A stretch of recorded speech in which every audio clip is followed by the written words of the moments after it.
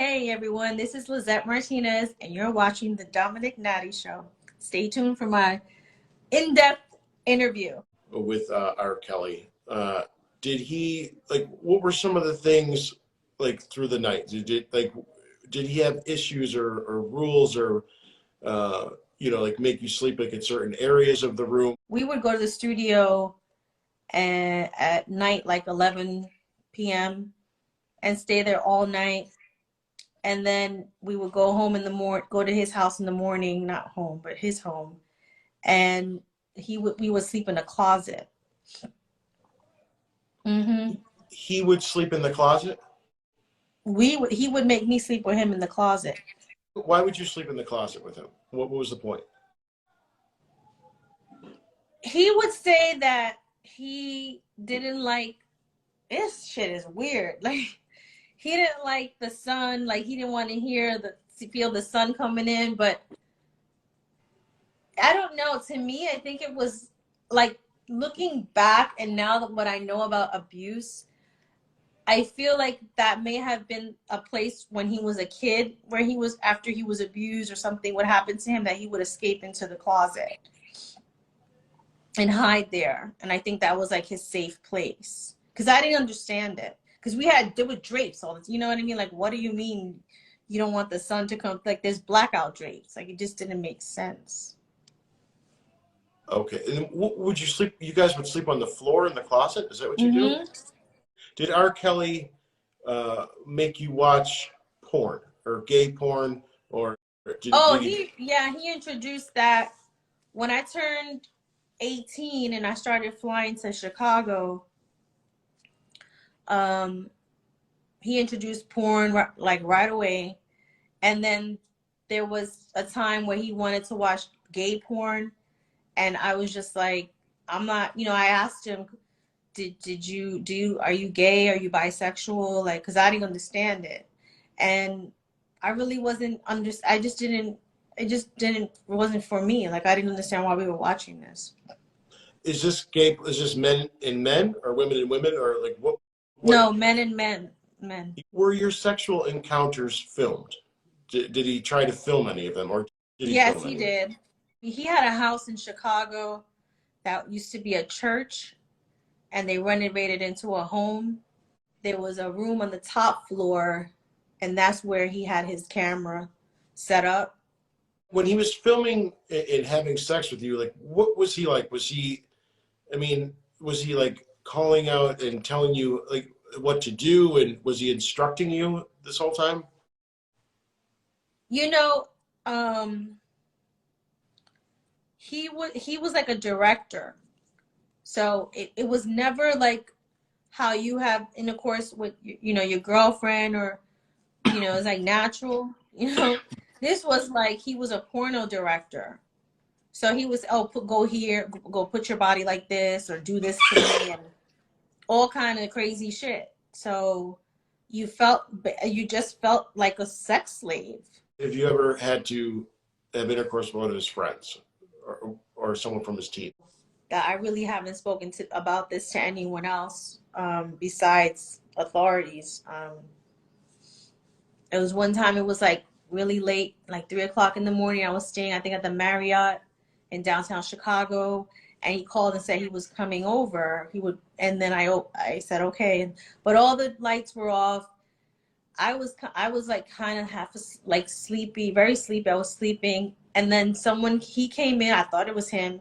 But he came in, he had a basketball hat on, basketball shorts, like a cap on, basketball shorts, typical, like his uniform. Because he was a basketball player. He loved to wear Nike. And like just had sex with me, and then just jumped up and left. And when he left, I realized that it wasn't him. So he called you and said, I'm coming by the room, right? And let you know that he's coming to the room, right? And then when you opened the door, there was someone, like, typically R. Kelly had the hat, sunglasses.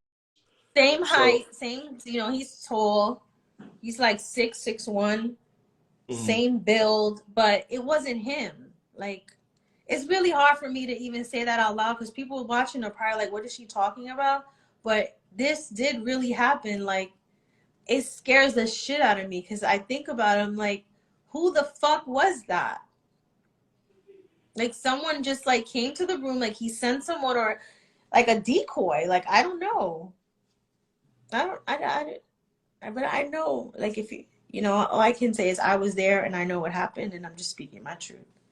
Was the sex different with this person than typically it was with Robert? Yeah, it was. That's how, like, when he jumped up and left, it was like, it's weird. This doesn't feel the same. This doesn't feel like the same person.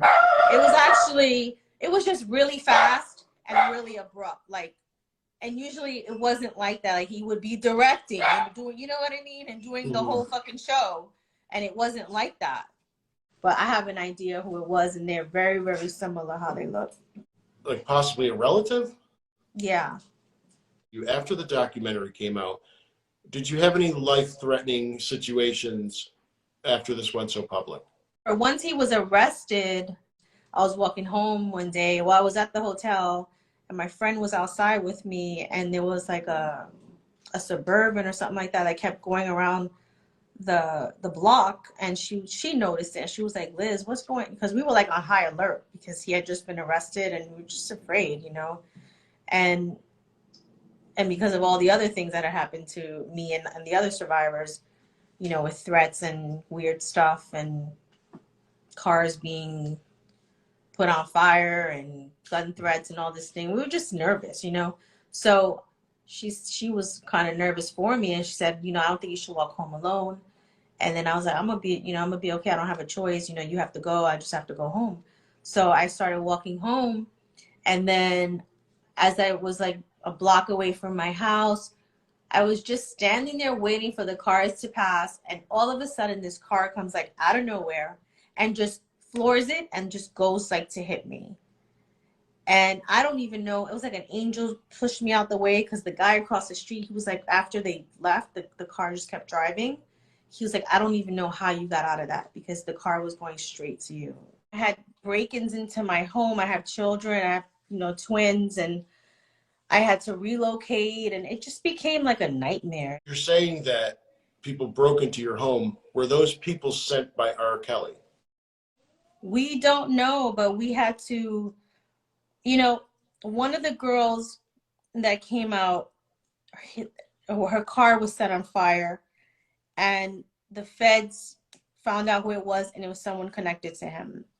We went to the documentary premiere in New York, and the person that called in the gun threat said someone had a gun and that they were going to shoot up in there if they screened the film, was connected to him.